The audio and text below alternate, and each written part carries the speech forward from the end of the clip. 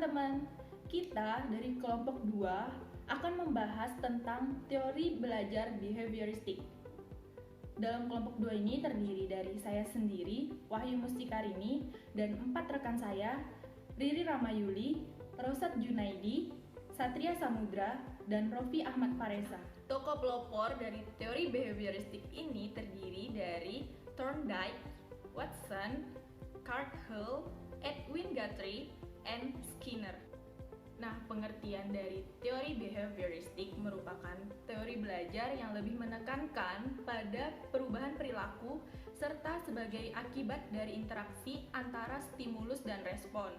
Beberapa teori yang termasuk kategori aliran behaviorisme adalah koneksionisme, pembiasaan klasik atau classical conditioning, pengkondisian kontiguitas atau contiguous conditioning, serta pembiasaan perilaku respon atau biasa disebut operant conditioning. Oke, baik, untuk selanjutnya yakni ada teori koneksionisme. Teori koneksionisme ini adalah rumpun paling awal dari teori behaviorisme, yang mana dikenalkan pertama kali oleh Edward Lee Thorndike. Oleh karena itu, pengajaran pertama kali di Amerika Serikat menggunakan atau terpengaruh oleh teori Thorndike.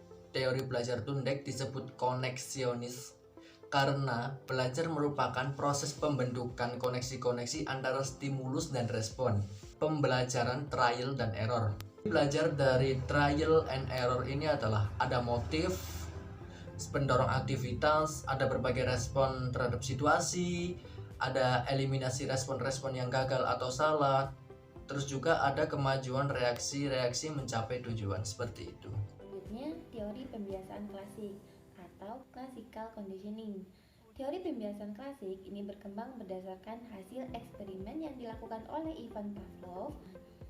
Nah, seperti halnya dengan Thorndike, Pavlov dan Watson juga percaya bahwa belajar pada hewan memiliki prinsip yang sama dengan manusia. Menurut Pavlov, pengkondisian yang dilakukan pada anjing demikian ini dapat juga berlaku pada manusia.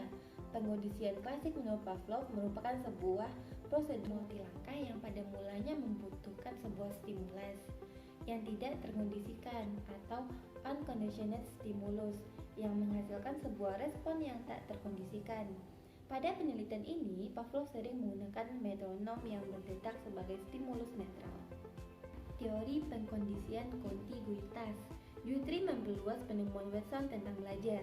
Guthrie juga menyatakan bahwa prinsip-prinsip pembelajaran berdasarkan pada asosiasi-asosiasi di mana perilaku-perilaku pokok dalam pembelajaran adalah tindakan dan gerakan. Nah, teori Guthrie menyebutkan bahwa pembelajaran terjadi melalui pemasangan stimulus dan respon serta kekuatan asosiatif. Perulangan dari sebuah situasi akan menambah gerakan, mengkombinasikan gerakan-gerakan menjadi tindakan, dan membentuk tindakan dalam kondisi lingkungan yang berbeda-beda. Metode pengubahan tingkah laku menurut teori pembiasaan klasik. Yang pertama, metode respon bertentangan. Yang kedua adalah metode membosankan. Yang ketiga adalah metode mengubah lingkungan. Selanjutnya ada teori pembiasaan perilaku respon atau operant conditioning.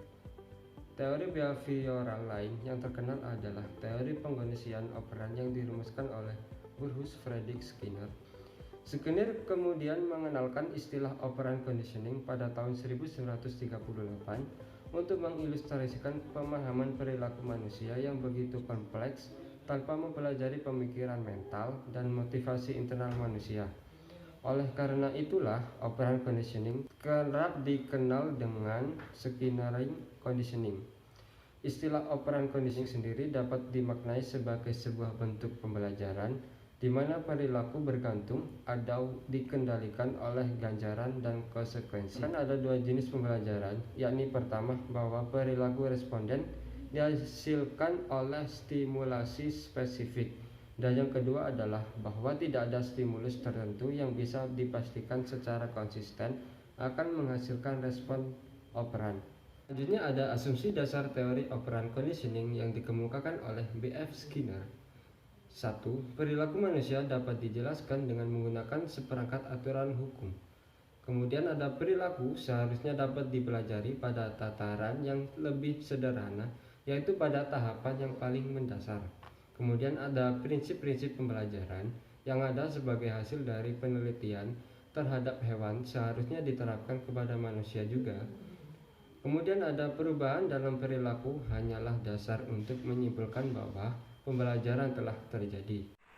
Operant conditioning juga memiliki beberapa konsep. Yang pertama adalah penguatan positif dan negatif. Yang kedua, jadwal penguatan. Yang ketiga, chaining of response. Yang keempat, pendekatan suksesif. Yang kelima, extension. Yang keenam, shopping. Selain memiliki konsep, teori ini juga memiliki beberapa stimulus. Di antaranya adalah positive reinforcement, di mana kita memberikan respon positif kepada apapun yang telah kita lakukan. Contohnya memberi apresiasi, memberi permen, atau memberi tepuk tangan. Yang kedua adalah negative reinforcement, memberikan kesan buruk kepada apapun yang telah kita berikan. Contohnya adalah memberikan emosi, amarah, dan bahkan respon tidak senang. Yang ketiga adalah punishment atau hukuman. Punishment atau hukuman bisa memberikan stimulus yang tidak menyenangkan ataupun memberikan stimulus yang menyenangkan. Yang keempat, ada primary reinforcement, merupakan stimulus pemenuhan manfaat mempelajari teori operant conditioning. Yang pertama, kita dapat mengetahui dan memahami pencetus teori operant conditioning dari B.F. Skinner. Yang kedua, kita dapat mengetahui dan memahami asumsi teori operant conditioning dari B.F. Skinner. Yang ketiga, kita dapat mengetahui dan memahami beberapa konsep dasar dalam teori operant conditioning B.F. Skinner. Sekian presentasi dari kelompok 2. Apabila ada kesalahan atau pertanyaan bisa dicatat di kolom komentar ya.